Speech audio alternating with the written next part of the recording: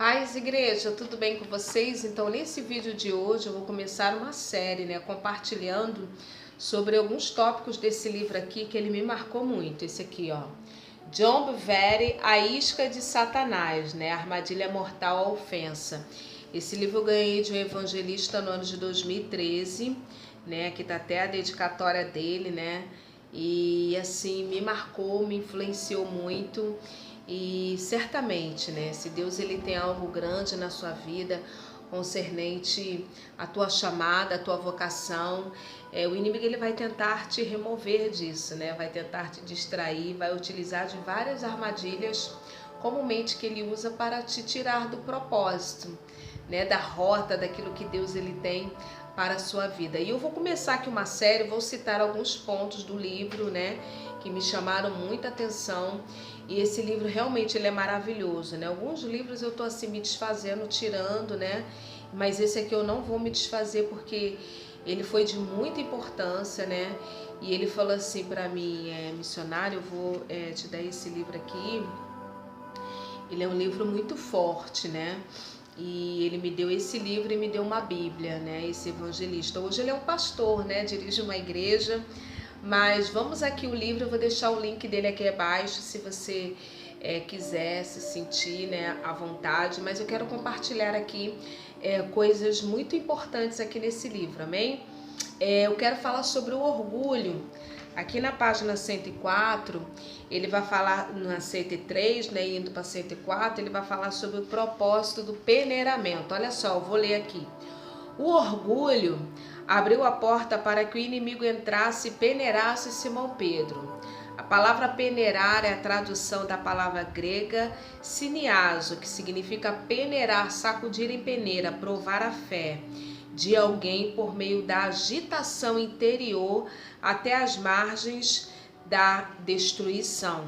Lá em Lucas 22:32 ele fala: eu, porém, roguei por ti, para que a tua fé não desfaleça. Tu, pois, quando te converteres, fortalece os teus irmãos. Ou seja, Pedro, ele era um dos discípulos de Jesus Cristo, mas havia algumas situações que precisavam ser trabalhadas, Algumas situações de fórum íntimo, na sua personalidade, que precisavam ser trabalhadas. E Deus, irmãs e irmãos, Deus, quando ele tem algo para realizar na nossa vida, Deus ele vai trabalhar na nossa estrutura, principalmente no nosso caráter, porque o que vai nos elevar a uma condição não é o carisma, não é a marca da bolsa que você usa, o teu poder de influência, os idiomas que você fala, concernente ao mundo espiritual. Não é isso que irá nos promover, mas nós seremos promovidos de acordo a uma condição de caráter, de obedecer a Deus, de ser um servo, uma serva do Senhor, caráter, obediência e fidelidade. Então aqui, vamos prosseguir aqui. Jesus não orou para que Simão Pedro escapasse desse abalo intenso que o levaria às margens da destruição. Ele orou para que a fé dele não fraquejasse no processo.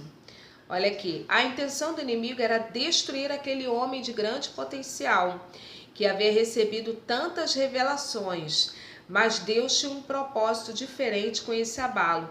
E como sempre, Deus está muito à frente do diabo. Ele permitiu que o inimigo fizesse aquilo a fim de abalar tudo em Simão Pedro que precisava ser abalado, Por que é que Deus permite isso? Aí aqui ele vai dizer, para levá-lo mais perto de seus fundamentos, para retirar o que está morto, para colher o que está maduro, para despertar e para unificar ou misturar de modo que não possa mais ser separado.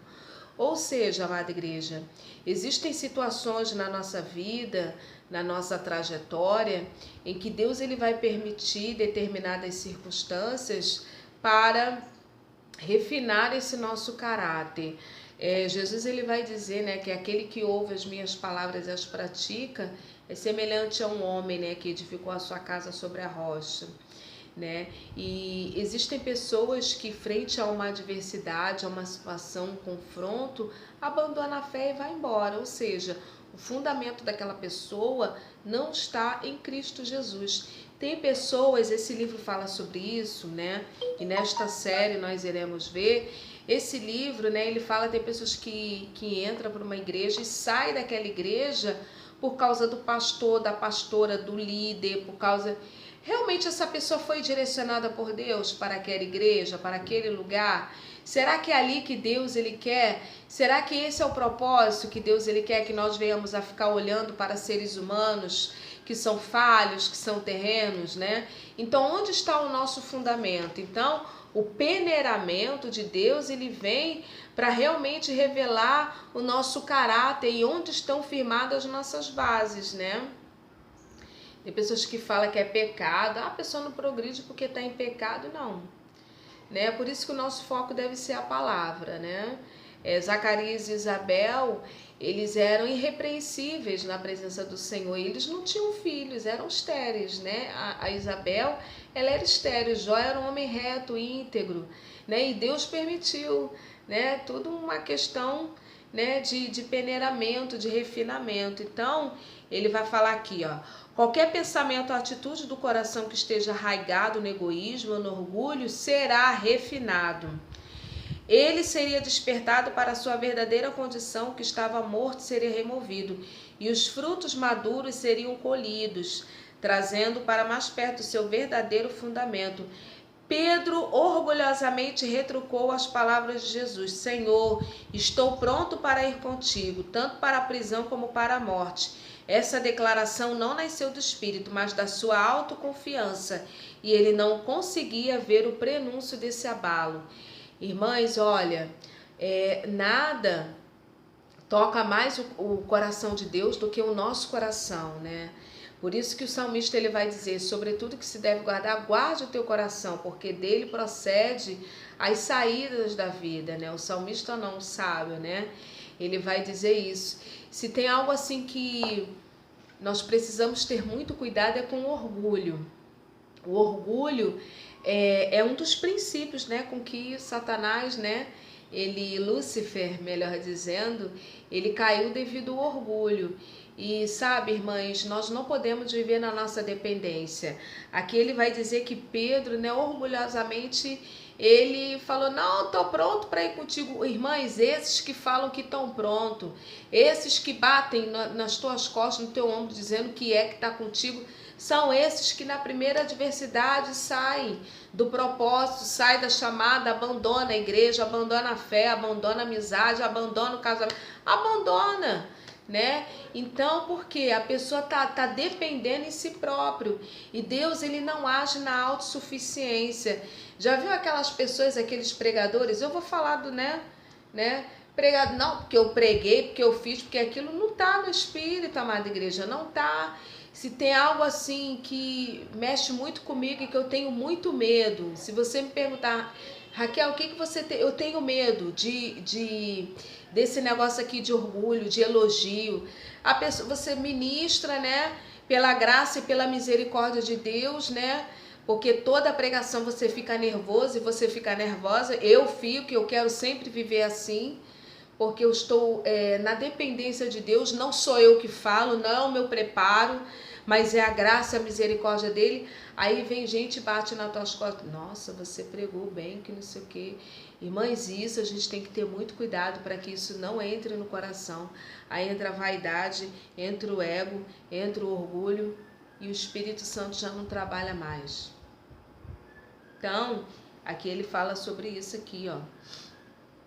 Portanto, ele era forte na sua própria força, estava baseado na sua própria personalidade e não na humildade de Deus, pois o peneiramento ainda não havia começado.